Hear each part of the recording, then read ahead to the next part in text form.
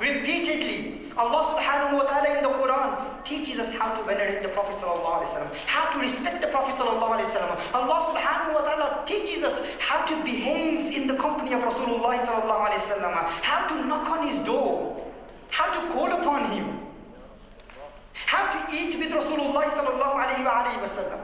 These are teachings given in the Quran. And what does Allah subhanahu wa ta'ala say? Ya ayyuhallazina amanu la tarfa'u aswatakum fawqa sawti an-nabi. O believers, do not raise your voice above the voice of Rasulullah sallallahu alaihi wasallam. If one was to raise his voice above the voice of Rasulullah sallallahu alaihi wasallam, even in Madinatul Munawwara, if one goes today and raises their voice, what is the punishment? If one was to insult the Prophet sallallahu alaihi wasallam. And this command was directly given to the companions. Those companions who made major sacrifices in Islam. They were masters of the sciences of Sharia. They were people who served the Prophet ﷺ. They offered their prayers. They gave their zakat. They fought in the path of Allah Jalla wa Ala. They did everything. But what does Allah say? O companions, even if you were to raise your voice above the voice of Rasulullah sallallahu alaihi wasallam, everything will be destroyed. All your amal will be destroyed. And that is just by raising your voice above the voice of Rasulullah sallallahu alaihi wasallam. Your prayer will be rejected. Your fasting will be rejected. Your jihad will be rejected. Your tafsir of Quran, your da'wah, your tabligh, your funny hadith, your scholarly knowledge, your ilm, your da'wah, your propagation of Islam, your tahajjud, your ibadat, your taqwa, your abstinence, your refraining from all sinful acts, everything will be destroyed by doing what? One thing. If you were to raise your voice above the voice of Rasulullah sallallahu alaihi wasallam, is it not about the Prophet sallallahu alaihi wasallam? Allah subhanahu wa ta'ala has taught us, if you want to understand the true meaning of Islam, فَإِنْ آمَنُوا بِمِثْلِ مَا آمَنْتُمْ بِهِ فَقَدْ اهْتَدَوْا. Follow Islam the way the companions followed Islam. Now, how did the companions act upon the teachings of Islam? Subhanallah. How did the companions respect the Prophet sallallahu alaihi wasallam? There's a hadith in Sahih Bukhari. Hadith in Sahih Bukhari. How did the Prophet sallallahu alaihi wasallam, how did the companions treat Rasulullah sallallahu alaihi wasallam? How did they venerate the Prophet sallallahu alaihi wasallam? Al-Iyazu billah. Did they just treat him as a messenger who has come and conveyed the message, and they took the message and now it's all about the message and not the messenger? Is that how they treated him?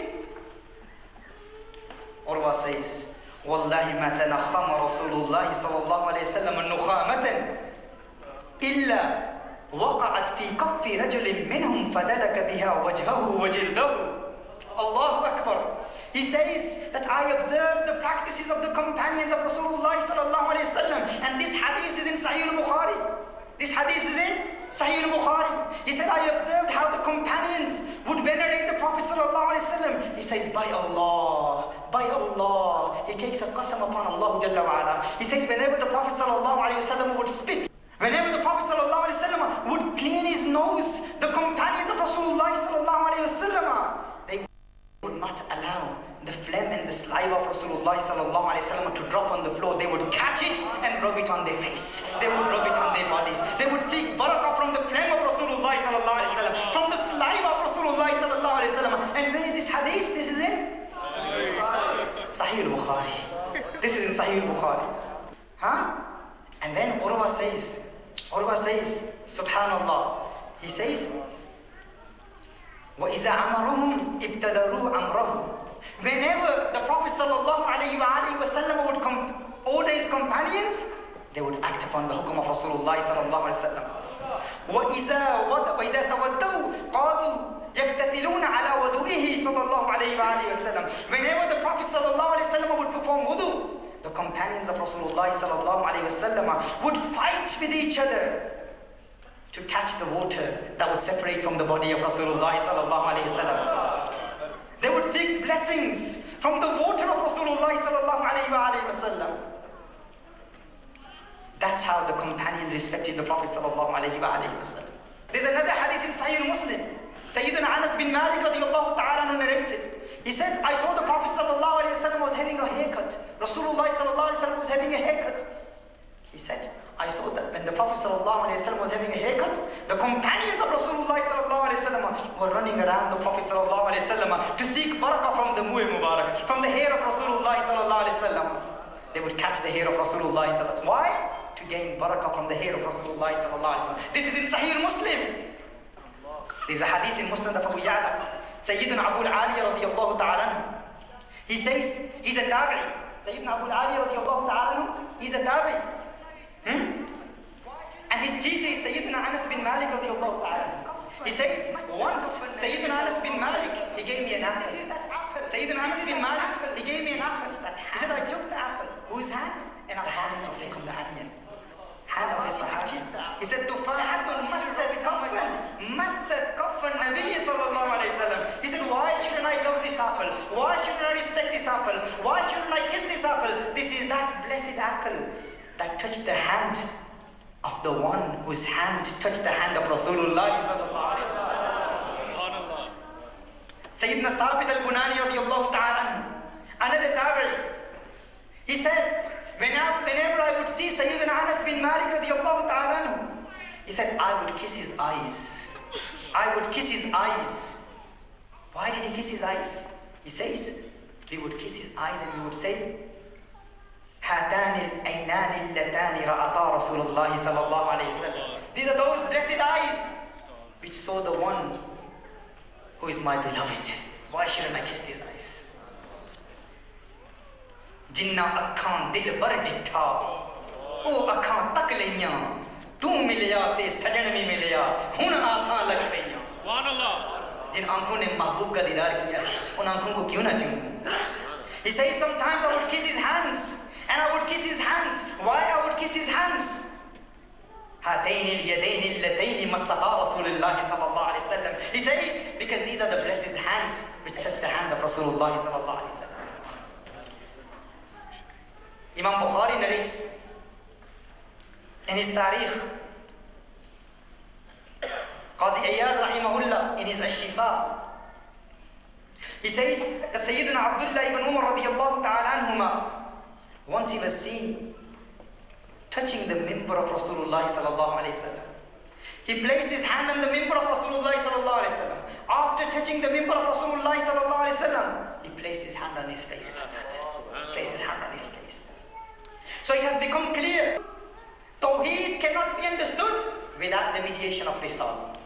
Is that clear? Now let's move on to the next thing. एक बात तो वाज़ेह हो गई कि तौहीद को समझना रिसालत के बगैर नामुमकिन है. दूसरी बात ये हुज़ूर अकरम सल्लल्लाहु अलैहि वसल्लम के बगैर अल्लाह के वजूद को साबित करना भी बड़ा मुश्किल है. देखिए कायनात के हवाले से हमेशा से दो नज़रियात पाए जाते हैं. हमेशा से दो नज़रियात रहे हैं. कायनात ये कैसे मार्ज़े वजूद में आई और निज़ाम कायनात कैसे चल रहा है, इस हवाले से हमेशा से दो नज़रियात रहे हैं. एक ये है कि ये सारी कायनात फितरत से मार्ज़े वजूद में आ गई, आदत से मार्ज़े वजूद में आ गई, और निज़ाम कायनात फितरत से चल रहा है, आदत से चल रहा है, इत्तिफाक से चल रहा है. एक ये नज़रिया है कायनात के बारे में. दूसरा नज़रिया ये है कि इस कायनात का एक खालिक है, एक मालिक है जिसने कायनात को बनाया, वो कादिर मुतरक है, वो अल्लाह जल्ल वाला है. एक नज़रिया ये है कि ये सारी कायनात, ये लाखों कहकशाएँ, इनमें लाखों करोड़ों अरबों सितारे सयारे, ये अजराम फल्की, ये ज़मीन, ये आसमान, ये तमाम अस खुद मार्ज़े वजूद में आ गए. इनका कोई खालिक नहीं है और कायनात का निज़ाम आदत से चल रहा है, किसी की कुदरत से नहीं चल रहा.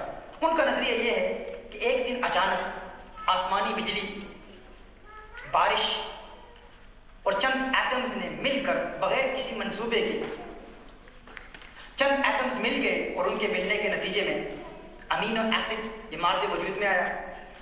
और इस अमीनो एसिड के ज़रिए बगैर किसी मंसूबे के पहले खुलिये की तश्कील हुई और उसी खुलिये के ज़रिए सारी कायनात मार्ज़े वजूद में आई. और ये निज़ाम कायनात आदत से चल रहा है, अल्लाह की कुदरत से नहीं चल रहा. ये एक नज़रिया है कि कायनात इत्तिफाक से मार्ज़े वजूद में आई. एक बिग बैंग थ्योरी को बयान किया जाता है, उस पर तफसील से कलाम करने का वक्त नहीं है, लेकिन उनका नज़रिया ये है कि सारी कायनात आदत से चल रही है, किसी की कुदरत से नहीं चल रही. हम कहते हैं देखो یہ جو سورج مشرق کی جانب سے طلوع ہوتا ہے مغرب کی طرف غروب ہوتا ہے، یہ اللہ کے حکم کا انتظار کرتا ہے۔ اللہ حکم دیتا ہے تو سورج طلوع ہوتا ہے، اللہ حکم دیتا ہے تو سورج غروب ہوتا ہے۔ وہ کہتے نہیں یہ سورج کی عادت ہے، سورج اپنی عادت سے طلوع ہوتا ہے، اپنی عادت سے غروب ہوتا ہے، وہ مشرق کی جانب سے طلوع ہوتا ہے، مغرب کی جانب غروب ہوتا ہے۔ تو یہ عادت ہے سورج کی، یہ اللہ کی قدرت سے نہیں ہے۔ یہ چاند پہلے چھوٹا سا نظر آتا ہے پھر رفتہ رفتہ بڑھتا چلا جاتا ہے، یہ چاند کی عادت ہے، یہ اللہ کی قدرت نہیں ہے۔ اب ان کا نظریہ یہ ہے کہ کائنات کا نظام عادت سے چل رہا ہے، کسی کی قدرت سے نہیں چل رہا۔ اب سوال یہ پیدا ہوتا ہے کہ ہم کیسے ثابت کریں کہ نظام کائنات کسی کی قدرت سے چل رہا ہے؟ ہم کیسے ثابت کریں کہ نظام کائنات کسی کی قدرت سے چل رہا ہے، عادت سے نہیں چل رہا؟ ثابت کرنے کا ایک ہی طریقہ ہے۔ علماء عقائد نے تو بہت طریقے بیان کیے، لیکن سب سے اہم طریقہ کیا ہے کہ کوئی ایسی ذات ہو جس کا تعلق اللہ سے بھی ہو اور مخلوق سے بھی ہو۔ دیکھیے ہم جب کہتے ہیں اللہ حکم دیتا ہے سورج طلوع ہو جاتا ہے، اللہ حکم دیتا ہے سورج غروب ہو جاتا ہے، تو کسی نے اللہ کو حکم ارشاد فرماتے ہوئے دیکھا؟ کسی نے دیکھا ہے اللہ کو؟ نہیں دیکھا۔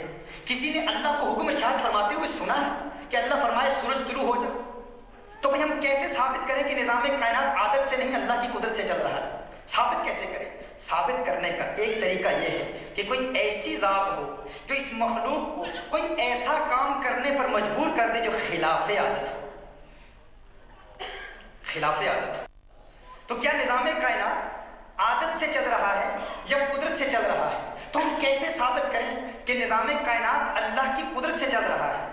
ہم کہتے ہیں کہ سورج طلوع ہوتا ہے اللہ کے حکم سے، غروب ہوتا ہے اللہ کے حکم سے، لیکن کسی نے اللہ کو حکم ارشاد فرماتے ہوئے دیکھا نہیں، سنا نہیں، تو کیسے ثابت کریں؟ ثابت کرنے کا ایک طریقہ یہ ہے کوئی ایسی ذات ہو جو اللہ کی مخلوق کو کوئی ایسا کام کرنے پر مجبور کر دے جو خلاف عادت ہو، جو عادت کے خلاف ہو، تو ثابت ہو جائے گا کہ نظام کائنات عادت سے نہیں کسی کی قدرت سے چل رہا ہے۔ یا کسی مثال سے بتا دوں آپ کو، دیکھیے ہم یہ الیکٹریسٹی ہے، لائٹ ہے، ہم بٹن دباتے ہیں، نیچے دباتے ہیں تو لائٹ آن ہو جاتی ہے، اوپر دباتے ہیں تو آف ہو جاتی ہے۔ کینیڈا کا نظام الٹا ہے میرے خیال میں، یہاں الٹا ہے، غلط مثال ہے، یہ غلط مثال ہے، لیکن اسی کو لے کرتے ہیں، جنرل مثال ہے ہم اپنے آپ۔ اب کینیڈا والوں کے لیے تھے، پوری دنیا کے لیے دیکھیں کسی ایسے ملک میں آپ رہتے ہیں، کسی ایسی کنٹری میں آپ رہتے ہیں جب بٹن نیچے دبایا جائے تو لائٹ آن ہو جاتی ہے، اوپر دبایا جائے، انڈیا والے بول رہے ہیں ماشاءاللہ، خواجہ خواجگان کے شہر کے بول رہے ہیں، وہ کہہ رہے ہیں انڈیا کی مثال دیں بھائی، آپ کا تعلق، آپ کو روشنی اجمیر سے ملی ہے تو اجمیر والوں کی مثال دو نا بھائی۔ تو دیکھیں بٹن نیچے دبایا جائے تو لائٹ آن ہو جاتی ہے، اوپر دبایا جائے تو آف ہو جاتی ہے۔ اب کوئی کہے کہ دیکھیے یہ جو الیکٹریسٹی کا نظام ہے، بٹن نیچے دبائیں تو لائٹ آن ہو جاتی ہے، اوپر دبائیں تو آف ہو جاتی ہے، اس کا کوئی بنانے والا نہیں ہے، کوئی پاگل، کوئی دیوانہ، کوئی عقل کا اندھا وہ یہ کہے کہ دیکھیں اس الیکٹریسٹی کا، اس لائٹ کا اور یہ نظام کہ بٹن نیچے دباؤ تو لائٹ آن ہو جاتی ہے، اوپر دباؤ تو لائٹ آف ہو جاتی ہے، اس کا کوئی بنانے والا نہیں ہے، یہ عادت سے چل رہی ہے، یہ ہمیشہ سے ہی ایسے نظام ہے۔ کوئی پاگل اگر ایسا کہے اور ضد کرے کہ اس کا کوئی بنانے والا نہیں، اس کا کوئی تخلیق کرنے والا نہیں، اس کا کوئی موجد نہیں، اس کو کسی نے انوینٹ کیا ہی نہیں، یہ خود ہی ایسے ہے، یہ نظام ایسے ہی چلتا آ رہا ہے، یہ ہمیشہ سے چلتا آ رہا ہے، ہمیشہ یہ قائم رہے گا، بٹن نیچے دباؤ لائٹ آن ہوگی، بٹن اوپر دباؤ لائٹ آف ہو جائے گی۔ کوئی یہ کہے تو اس کے سامنے، اس پاگل کے سامنے آپ کیسے ثابت کریں گے کہ یہ نظام عادت سے نہیں کسی کی تخلیق ہے، کسی نے بنایا ہے؟ طریقہ کار یہ ہے کہ کوئی ایسا شخص ہو جو کوئی ایسا کام کر دے جو اس کا الٹ ہو، اس کے لیے کینیڈا والے کی ضرورت ہوگی، وہ اس کو، ان تاروں کو، ان کیبلز کو کچھ بدلے، کچھ ان میں تبدیلی پیدا کرے، تبدیلی پیدا کر کے اس کو بند کر دے، اس شخص کو کہے اب بٹن دبا، اب وہ بٹن نیچے دبا رہا ہے تو لائٹ آف ہو رہی ہے، اوپر دبا رہا ہے تو آن ہو رہی ہے، تو اس نے کیا کیا؟ جس کو وہ عادت سمجھ رہا تھا اس کے خلاف کر دیا۔ جب اس نے اس کے خلاف کر دیا، اس نے کہا اب تو بتا، تو کہہ رہا ہے ہمیشہ یہ عادت سے چل رہا ہے، اس کا کوئی موجد ہے کہ نہیں، اس کو کوئی بنانے والا ہے کہ نہیں؟ کیونکہ اس نے اس عادت کے خلاف کر دیا، خلاف کر دیا، تو اب اسے تسلیم نہیں کرنا ہوگا کہ یہ نظام کسی نے انوینٹ کیا ہے، کسی نے بنایا ہے، یہ عادت سے نہیں، یہ کسی کی ایجاد ہے، کوئی اس کا موجد ہے جس نے اس کو بنایا ہے۔ این اسی طرح کچھ لوگ یہ کہتے ہیں نظام کائنات، ساری کائنات کا نظام، سورج طلوع ہوتا ہے، غروب ہوتا ہے، یہ عادت ہے سورج کی، سورج مشرق کی جانب سے طلوع ہوتا ہے، مغرب کی جانب غروب ہوتا ہے، یہ سورج کی عادت ہے۔ چاند پہلے چھوٹا ہوتا ہے، پھر رفتہ رفتہ بڑا ہوتا چلا جاتا ہے، یہ چاند کی عادت ہے۔ تو ہم کیسے ثابت کریں بھائی کہ نظام کائنات عادت سے نہیں کسی کی قدرت سے چل رہا ہے؟ ثابت کرنے کا ایک بہت ہی پیارا طریقہ یہ ہے کہ کوئی ایسی ذات آئے، کوئی ایسی ذات ہو جس کا تعلق اللہ سے بھی ہو، مخلوق سے بھی ہو، جو اللہ سے احکام لیتا بھی ہو، مخلوق کو احکام دیتا بھی ہو، جو مختار کل بھی ہو، جسے اللہ نے تمام اختیارات دے دیے ہوں، اور مخلوق جس کی اطاعت کرتی ہو، چاند جس کی اطاعت کرتا ہو، سورج جس کی اطاعت کرتا ہو، ستارے جس کی اطاعت کرتے ہوں، سیارے جس کی اطاعت کرتے ہوں، نباتات جس کے مطیع ہوں اور امتی بھی ہوں، اطاعت بھی کرتے ہوں، امتی بھی ہوں۔ وما ارسلنا برسول الا لیطاع باذن اللہ۔ رسول اپنی امت کی حد تک حاکم ہوتا ہے، مالک ہوتا ہے۔ جو رسول جس کی طرف بھیجا جائے اس کے لیے اس رسول کی اطاعت کرنا ضروری ہوتا ہے۔ اور حضور اکرم صلی اللہ علیہ وسلم کس کی طرف بھیجے گئے؟ حضور نے فرمایا ارسلت الی الخلق کافۃ۔ الف لام تعریف کا جب مصدر پر آ جائے تو مفید استغراق ہوتا ہے۔ حضور اکرم صلی اللہ علیہ وسلم ارشاد فرماتے ہیں کہ مجھے اللہ کی تمام مخلوق کی جانب بھیجا گیا، تمام مخلوق کی طرف بھیجا گیا۔ اب اللہ کی مخلوق کیا ہے؟ سورج بھی اللہ کی مخلوق ہے تو سورج بھی حضور کا نوکر ہوا، چاند بھی اللہ کی مخلوق ہے تو چاند بھی حضور کا نوکر ہوا، ستارے بھی اللہ کی مخلوق ہیں تو ستارے بھی حضور کے نوکر ہوئے، نباتات بھی اللہ کی مخلوق ہیں تو نباتات بھی حضور کے نوکر، جمادات بھی حضور کے نوکر، شجرات بھی حضور کے نوکر۔ یہ ساری کائنات حضور کی غلام ہے۔ ضرورت اس امر کی ہے اگر ہم یہ ثابت کرنا چاہتے ہیں کہ نظام کائنات عادت سے نہیں کسی کی قدرت سے چل رہا ہے، تو کوئی ایسا ہونا چاہیے جو اس کائنات کو، اس مخلوق کو کسی ایسے کام کرنے پر مجبور کر دے جو خلاف عادت ہو، تو ثابت ہو جائے گا نظام کائنات عادت سے نہیں کسی کی قدرت سے چل رہا ہے۔ صحیح بخاری کی حدیث ہے، معروف حدیث ہے، میرے آقا صلی اللہ علیہ وآلہ وسلم سے مطالبہ کیا گیا۔ حضرت عبداللہ ابن مسعود رضی اللہ تعالیٰ عنہ روایت کرتے ہیں، غفار قریش نے کہا کہ اگر آپ نبوت کے دعوے دار ہیں اور لوگوں کو اللہ کی توحید کی جانب راغب کر رہے ہیں تو کوئی ایسا کام کر دیں جو خلاف عادت ہو۔ وہ کیا کام ہے؟ کہا گیا کہ یہ جو چاند ہے نا، اس کو اشارہ کریں، اس کو دو ٹکڑے کر دیں۔ اب بتائیے دو ٹکڑے ہونا کیا چاند کی عادت ہے؟ کیا چاند کی عادت ہے کہ وہ دو ٹکڑے ہو جائے؟ حدیث کے الفاظ ہیں، حضور اکرم صلی اللہ علیہ وسلم نے یوں اشارہ کیا، چاند کا ایک حصہ کوہ ہرا کی دائیں جانب ہو گیا، چاند کا دوسرا حصہ کوہ ہرا کی بائیں جانب ہو گیا۔ دیکھتے ہی دیکھتے چاند دو ٹکڑے ہو گیا۔ جب چاند دو ٹکڑے ہو گیا تو حضور اکرم صلی اللہ علیہ وسلم نے ارشاد فرمایا گواہ ہو جاؤ، گواہ ہو جاؤ کس بات کے؟ کہ اللہ ایک ہے، اللہ کی توحید کے گواہ ہو جاؤ۔ اللہ کی توحید کی دلیل کیا ہے؟ خلاف عادت کام کرنا، خلاف عادت کام کرنا۔ حضور اکرم صلی اللہ علیہ وسلم نے چاند کو خلاف عادت کام کرنے پر مجبور کر دیا، جو یہ کہتا ہے کہ چاند کا یوں ہی رہنا چاند کی عادت ہے، ہمیشہ سے یوں ہی ہوتا آیا ہے اور یوں ہی ہوتا رہے گا۔ میرے آقا صلی اللہ علیہ وسلم نے خلاف عادت کام کیا تاکہ دنیا سمجھ جائے کہ نظام کائنات عادت سے نہیں کسی کی قدرت سے چل رہا ہے۔ اور چاند کا یہ عمل، چاند تو حضور کا دیوانہ ہے، چاند تو حضور کا عاشق ہے، چاند تو حضور سے محبت کرتا ہے۔ حضرت عباس رضی اللہ تعالیٰ عنہ میرے آقا صلی اللہ علیہ وسلم کے چچا ہیں، حضور اکرم صلی اللہ علیہ وسلم کی بارگاہ میں عرض کرتے ہیں یا رسول اللہ صلی اللہ علیہ وسلم، آقا آقا باقی صحابہ تو آپ پر بعد میں ایمان لائے، آپ کے معجزات دیکھے، یا رسول اللہ صلی اللہ علیہ وسلم آقا میں تو بچپن سے آپ کو پہچانتا ہوں، میں تو بچپن سے آپ کو پہچانتا ہوں۔ حضور اکرم صلی اللہ علیہ وسلم نے فرمایا کیسے پہچانتے ہو؟ تو سیدنا عباس رضی اللہ تعالیٰ عنہ حضور اکرم صلی اللہ علیہ وسلم کے چچا ہیں، عرض کرتے ہیں یا رسول اللہ صلی اللہ علیہ وسلم آپ جب 2 سال کے تھے نا تو آپ مہد میں تھے، ڈنگوڑے میں تھے، 2 سال کی عمر میں دیکھتا تھا یا رسول اللہ صلی اللہ علیہ وسلم 2 سال کی عمر میں کبھی کبھی آپ انگلی اٹھاتے، جدھر آپ کی انگلی جاتی ادھر چاند چلا جاتا تھا، جدھر آپ کی انگلی جاتی ادھر چاند چلا جاتا تھا۔ یا رسول اللہ صلی اللہ علیہ وسلم کیا ہے یہ، کیوں ایسے ہوتا؟ حضور اکرم صلی اللہ علیہ وسلم نے ارشاد فرمایا بچپن میں جب میں پریشان ہو جاتا، جب مجھے رونا آتا تو چاند مجھے لوریاں سنایا کرتا تھا، چاند مجھے بہلایا کرتا تھا۔ چاند جھک جاتا جدھر، انگلی اٹھاتے مہد میں کیا ہی چلتا تھا، اشاروں پہ کھلونا نور۔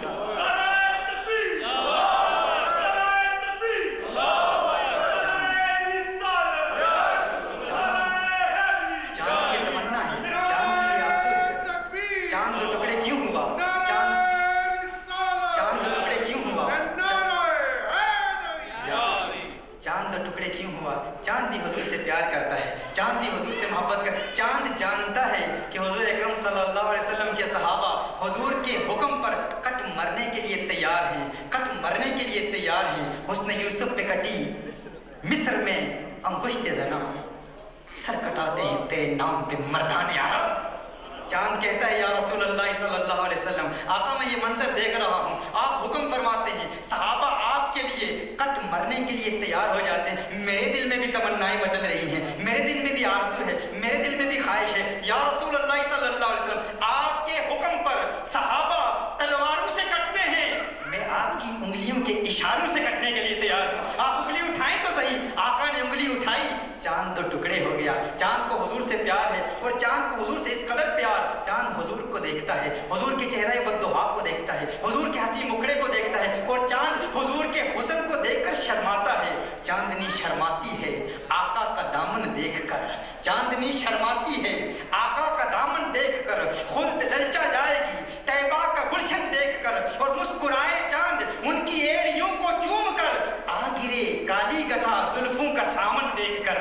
چاند کو حضور اکرم صلی اللہ علیہ وآلہ وسلم سے پیار ہے۔ اسی طرح مزید آگے بڑھتے ہیں، امام طبرانی المعجم الکبیر میں روایت کرتے ہیں، حضرت اسماء بنت امیس رضی اللہ تعالیٰ عنہ وہ روایت کرتی ہیں، وہ کہتی ہیں کہ ایک مرتبہ حضور اکرم صلی اللہ علیہ وسلم کو دیکھا، رسالت مآب صلی اللہ علیہ وآلہ وسلم پر وحی نازل ہو رہی ہے، حضور اکرم صلی اللہ علیہ وسلم کا سر مبارک مولا علی کرم اللہ وجہ کریم کی گود میں ہے، حضور اکرم صلی اللہ علیہ وآلہ وسلم آرام فرما رہے ہیں، وحی نازل ہو رہی ہے، سورج غروب ہو جاتا ہے، نماز عصر مولا علی نے ابھی تک ادا نہیں کی، حضور اکرم صلی اللہ علیہ وآلہ وسلم نے دستے دعا بلند کیے، ہاتھ اٹھائے، دعا کی، اللہم ان علی کان فی طاعتک و طاعت رسولک، ہے اللہ علی تیری اطاعت کر رہا تھا، تیرے محبوب کی اطاعت کر رہا تھا، تیری اطاعت کر رہا تھا، تیرے محبوب کی اطاعت کر رہا تھا۔ اب اس اطاعت پر بہت نکات ذہن میں آ رہے ہیں، لیکن میں مقصد کی طرف بڑھتا ہوں۔ حضرت اسماء بنت امیس رضی اللہ تعالیٰ عنہ کہتی ہیں کہ میں نے دیکھا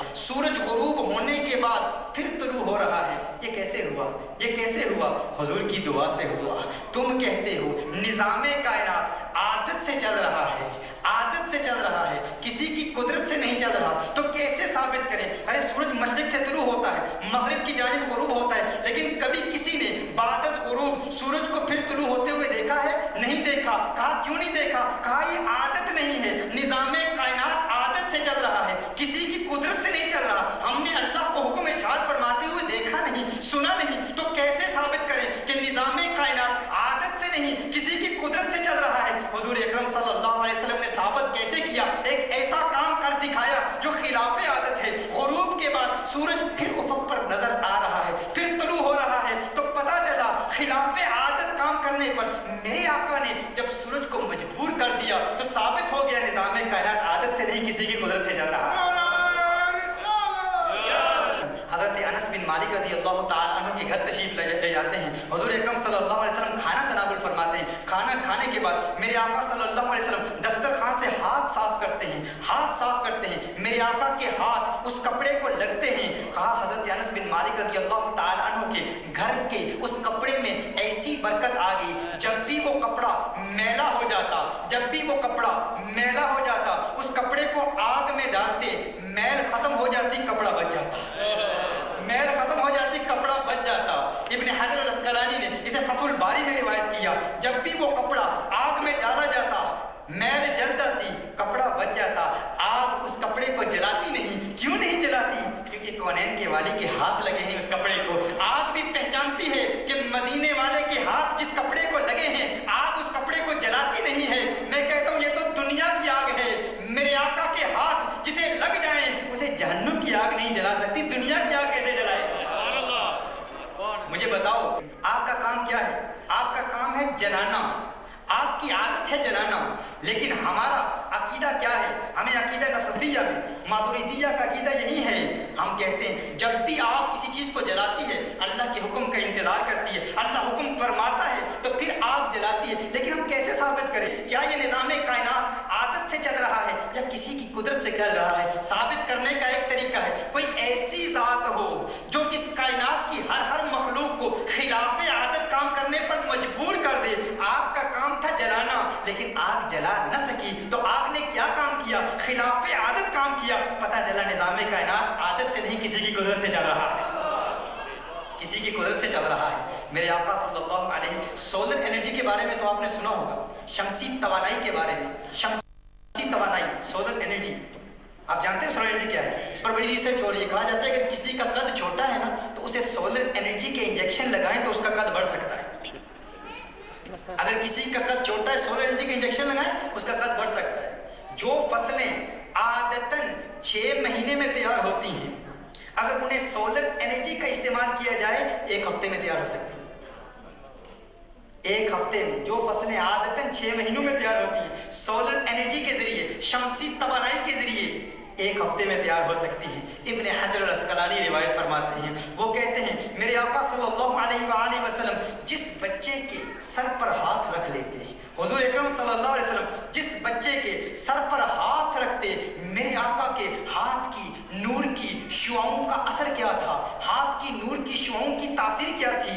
ابن حجر العسقلانی کہتے ہیں عادتاً جو بچہ جتنا قد 2 سال میں کرتا اس کا جتنا قد 2 سال میں عادتاً بڑھتا ہے 1 سال میں اتنا قد بڑھ جاتا ہے۔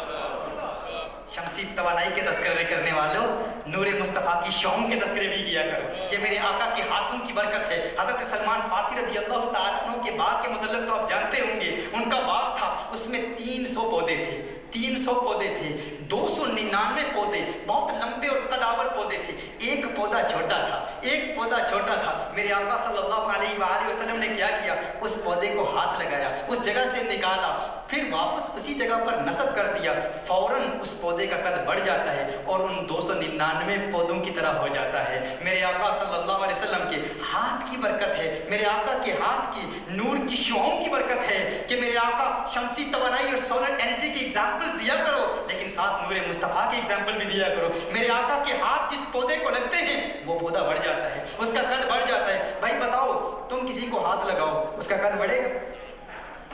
تم کسی کو ہاتھ لگاؤ اس کا قد بڑھے گا؟ نہیں بڑھتا۔ کیوں بھائی؟ ہاتھ لگانے سے کسی کا قد نہیں بڑھتا، ہاتھ لگانے سے کسی بچے کا قد نہیں بڑھتا، ہاتھ لگانے سے کسی پودے کا قد نہیں بڑھتا۔ بھائی کیوں نہیں بڑھتا؟ کہا یہ عادت کے خلاف ہے، ہاتھ لگانے سے کسی کا قد بڑھنا ممکن نہیں ہے۔ تو حضور آ گئے، کونین کے والی آ گئے، خسرو خوباں آ گئے، سیاح لامکاں آ گئے، نازش ہر دو جہاں صلی اللہ علیہ وسلم آ گئے اور آ کر ایک چیز ثابت کر دی۔ تم اللہ کے وجود کو ثابت کیسے کرو گے؟ کہا نظام کائنات عادت سے چل رہا ہے۔ کہا نہیں نہیں، میرے ہاتھوں کی برکت کو دیکھو، عادت سے نہیں چل رہا۔ تم کسی چیز کو ہاتھ لگاؤ اس کا قد نہیں بڑھتا، حضور ہاتھ لگاتے ہیں اس کا قد بڑھ جاتا ہے۔ یہ عادت کے خلاف ہے، خلاف عادت کام کر کے ثابت کر دیا نظام کائنات عادت سے نہیں کسی کی قدرت سے چل رہا ہے، کسی کی قدرت سے چل رہا ہے۔ ابھی تو میں نے کتاب کھولی نہیں ہے لیکن صفحہ دل پہ نقش ہے، شکل و صورت یار ہے،